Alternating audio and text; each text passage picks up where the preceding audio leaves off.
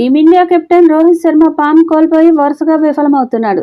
బ్యాటింగ్లోనే కాకుండా కెప్టెన్గా కూడా ఇండియాని గెలిపించలేకపోతున్నాడు. భారత క్రికెట్ జట్టు బోర్డర్ గవాస్కర్ ట్రోఫీని అద్భుతంగా ప్రారంభించింది. పెర్త్ టెస్ట్ విజయం తర్వాత టీమిండియా అడిలైడ్ టెస్ట్ మ్యాచ్లో ఉత్సాహంగా బరిలోకి దిగింది. కానీ 3 రోజులకి సీన్ రివర్స్ అయింది. రోహిత్ కెప్టెన్సీలో టీమిండియా మరో టెస్ట్ మ్యాచ్ ఓడిపోయింది. మొదటి మ్యాచ్లో బుమ్రా ఆటగాడిగా, కెప్టెన్గా అద్భుత ప్రదర్శన ఇచ్చాడు. దాంతో టీమిండియా రికార్డు విజయం అందుకుంది. కానీ రోహిత్ మాత్రం విఫలమయ్యాడు.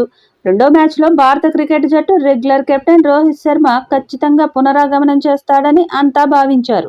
కానీ ఈ మ్యాచ్లో హిట్ మ్యాన్ ప్రభావం ఏమాత్రం కనిపించలేదు.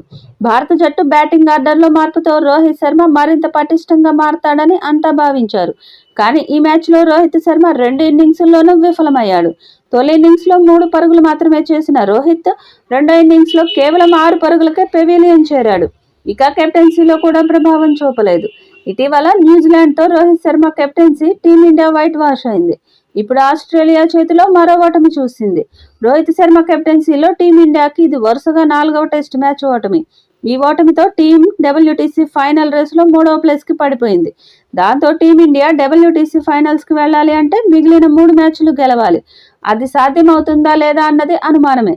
దాంతో రోహిత్ కెప్టెన్సీ నుండి తప్పుకోవాలని ఫ్యాన్స్ నుండి కామెంట్స్ వస్తున్నాయి. ఇక రోహిత్కి కూడా వయసు మీద పడుతూ ఉండడంతో బోర్డర్ గవాస్కర్ ట్రోఫీ తర్వాత కెప్టెన్సీకి రాజీనామా చేసే అవకాశం ఉంది. స్వదేశంలో న్యూజిలాండ్తో జరిగిన టెస్ట్ సిరీస్లో ఘోరంగా విఫలమయ్యాడు.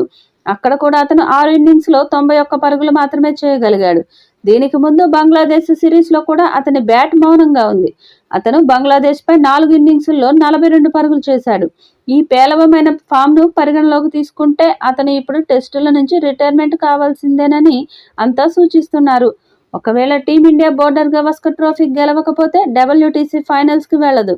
దాంతో రోహిత్ కెప్టెన్సీకి గుడ్ బై చెప్పే ఛాన్స్ ఉంది. రోహిత్ కెప్టెన్సీ నుండి తప్పుకుంటే అనుభవం దృష్ట్యా బుమ్రా టీమిండియాకి రెగ్యులర్ కెప్టెన్ అయ్యే ఛాన్స్ ఉంది. చాలా ఒత్తిడిలో ఆస్ట్రేలియాలో అడుగుపెట్టిన భారత జట్టును మొదటి మ్యాచ్లో బుమ్రా అద్భుతంగా నడిపించాడు. రికార్డు విజయం అందించాడు. కాబట్టి త్వరలోనే రోహిత్ శర్మ నుండి కెప్టెన్సీ పగ్గాలు బుమ్రా అందుకునే అవకాశం ఉంది.